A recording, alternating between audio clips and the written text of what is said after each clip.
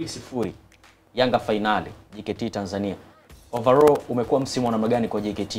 Wamefika nusu finali FA, nafasi ambayo waliopo kwenye ligi mpaka sasa. Nafikiri ndio msimu bora zaidi wa JKT Tanzania kwa sababu miaka yote huwa JKT ikifika nyakati kama hizi, nyakati ambazo wanapigania uhai. Yaani wanapigania wasishuke daraja. Ukumbuke msimu uliopita walicheza playoff ya kuto kushuka daraja, unakumbuka Kwa ni timu ambayo miaka yote ikifika nyakati kama hizi, either wao wameshuka na kama hawajashuka basi wanapigana wasishuke daraja, wabaki kwenye eneo nzuri. Lakini msimu huu ni msimu ambao unazungumza timu ambayo ipo kwenye nafasi nzuri kwenye msimamo kwa level yao. Kwa sababu kwenye ligi nafasi waliopo JKT sio nafasi ambayo unawaza kuhusu kucheza playoff ya kushuka daraja au kushuka daraja. Yuko nafasi nzuri.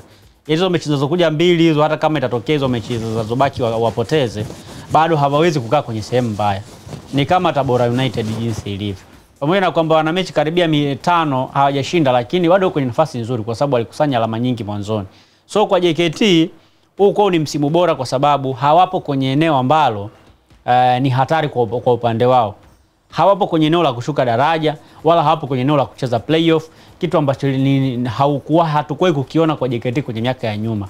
Lakini pia wamefika hatua ya nusu finali kwenye mashindano ya FA. Ni hatua kubwa sana ambayo JKT Tanzania wamepiga kwa msimu huu, tofauti na miaka 5-6 iliyopita huko nyuma ambao walikuwa hawana hata uwezo wa kufika hatua ya robo finali, walikuwa hawana uwezo wa kufika, lakini this time around wamefika nusu finali. Ni mara yao ya kwanza wanafika hapa. Na ukiangalia timu ambazo zimewahi kufika nusu finali na zingine zikafika finali, ukiziondoa Simba, Yanga, Azam, ni timu chache sana. Maana unamzungumza Mtibwa Sugar, unamzungumza Singida United, unamzungumza leo huyu JKT na Lipuli. Ndio timu ambazo unaziona mara nyingi zinatoka hapo, na KMC. Ndizo ambazo mara nyingi zimekuwa zikifika kwenye hizi hatua, lakini timu nyingine nyingi hazikuwahi kufika hapa. Kwa hiyo kwa JKT kwao ni mafanikio makubwa. Yaani huu ni msimu ambao wamefanikiwa zaidi kuliko misimu mingine ambayo imepita kutokana na strategies ambazo walianza nazo msimu huu. Tangu wamemwajiri CEO Jemedari Saidi, amejitahidi sana kushirikiana na watendaji wengine ndani ya club kuleta wachezaji wazuri ambao hawana majina makubwa, lakini ni wachezaji ambao wana uwezo wa kutoa kitu kizuri ndani ya timu, kwa maana ya performance bora ndani ya timu, na timu ikaweza kukaa vizuri na kuwa kwenye kiwango bora sana. Mfano angalia fullback wao wa kushoto, bwana mdogo huyu, msimu uliopita tulimuona akiwa championship. Amecheza vizuri sana kwenye mchezo wa jana. Naam. Sana amecheza vizuri kweli kweli.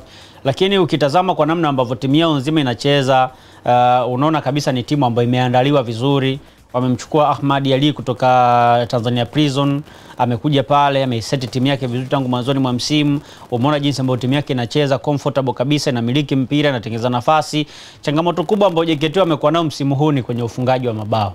Wameshindwa kuwa na timu na wachezaji ambao wanaweza mzuri wa kufunga mabao, lakini kama angekuwa na wachezaji wazuri ambao wanaweza kufunga mabao, pengine pia JKT ingekuwa sasa hivi inapambana na Azam FC, inapambana na Singida kugombania zile nafasi 4 za juu. Lakini kwa sababu walikuwa hawana mshambuliaji mzuri tangu mwanzoni mwa msimu, umeona namna ambavyo wamestruggle kwenye kupata mabao. Lakini ni timu ambayo walau imejitahidi sana kucheza vizuri msimu huu kuliko misimu mingi ambayo wameshiriki kwenye ligi kuu ya Tanzania.